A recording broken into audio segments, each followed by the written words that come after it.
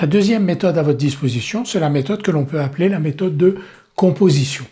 Dans cette méthode de composition, la fonction dont on nous demande de calculer l'intégrale est la dérivée d'une composée de deux fonctions.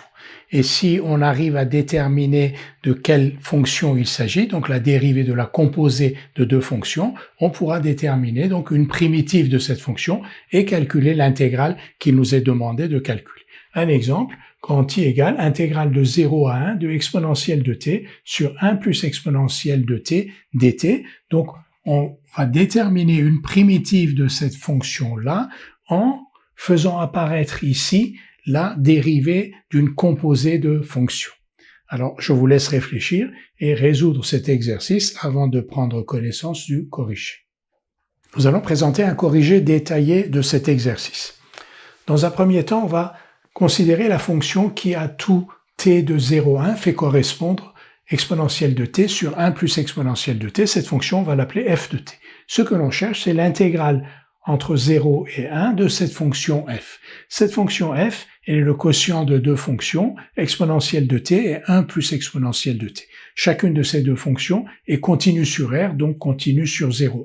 Le dénominateur 1 plus exponentielle de t ne s'annule pas, il est même strictement positif. Donc la fonction f est elle-même continue sur 0,1. Si elle est continue sur 0,1, elle admet des primitives sur 0,1. Et on va chercher à déterminer une primitive de petit f sur 0,1. On constate que f s'écrit sous la forme u' sur u. En effet, au numérateur, on a la dérivée du dénominateur. Donc, soit u la fonction définie sur 0,1 par u de t égale 1 plus exponentielle de t. Cette fonction u, elle est dérivable sur 0,1 et sa dérivée pour tout t de 0,1 est égale à u' de t, donc exponentielle de t. Et donc, pour tout t de 0,1, f de t s'écrit sous la forme u' sur u. U' de t sur u de t, avec u de t strictement positif, et ça c'est très important. U de t est strictement positif parce que u de t est égal à 1 plus exponentielle de t, et 1 plus exponentielle de t est toujours strictement supérieur à 1.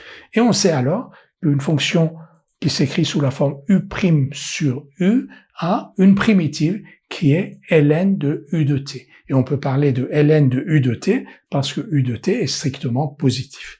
Donc, la fonction grand F définie sur 0,1 par grand F de t égale ln de u de t, c'est-à-dire ln de exponentielle de t plus 1, est une primitive de f sur 0,1. Connaissant une primitive de cette fonction f sur 0,1, on peut calculer cette intégrale. On va l'écrire ici. Donc, ln de e de t plus 1, que l'on va calculer entre 0 et 1. La valeur en 1 de cette fonction, c'est ln de e plus 1, et la valeur en 0 de cette fonction, qui est une primitive donc de exponentielle de t sur 1 plus exponentielle de t, elle est égale à ln de 2, donc l'intégrale est égale à ln de e plus 1 sur 2. Donc là, on a donné un corrigé détaillé, c'est-à-dire qu'on n'a pas commencé ici en disant finalement exponentielle de t sur 1 plus exponentielle de t, et de la forme u' sur u, avec u égale 1 plus exponentielle de t. Donc ici, si cette fonction est de la forme u' sur u, une primitive est ln de u, en prenant la précaution de vérifier que u est bien strictement positif, et ensuite en calculant l'intégrale. Là, on a donné un corrigé un peu plus détaillé, où on a montré que cette fonction était continue sur 0,1, donc elle admettait des primitives, et ensuite on a écrit de manière un peu rigoureuse, le calcul qui nous mène au fait que exponentielle de t sur 1 plus exponentielle de t admet ln de et plus 1 comme primitive sur 0,1. Un deuxième exemple d'utilisation de cette méthode de composition, le calcul de l'intégrale grand I, donc qui est l'intégrale de e à e au carré de ln de t sur t dt. Nous n'allons pas l'écrire cette fois, mais remarquons quand même que la fonction qui à t fait correspondre ln de t sur t, à tout t de de l'intervalle E2 fait correspondre la fonction ln de t sur t, est une fonction continue parce qu'elle est le quotient de deux fonctions continues, ln de t et t, et que son dénominateur ne s'annule pas. Donc la fonction ln de t sur t est continue sur l'intervalle E2, elle admet donc des primitives sur E2 et on va chercher une de ces primitives. Pour chercher une de ces primitives, donc quand on examine cette forme, on voit que si l'on pose u de t égale ln de t, 1 sur t, c'est u' de t. Donc on a une forme u' de t fois u de t dont on sait calculer une primitive. Donc soit u la fonction définie sur E2 par u de t égale ln de t, cette fonction u est dérivable sur E2 et pour tout nombre réel de cet intervalle, u' de t égale 1 sur t.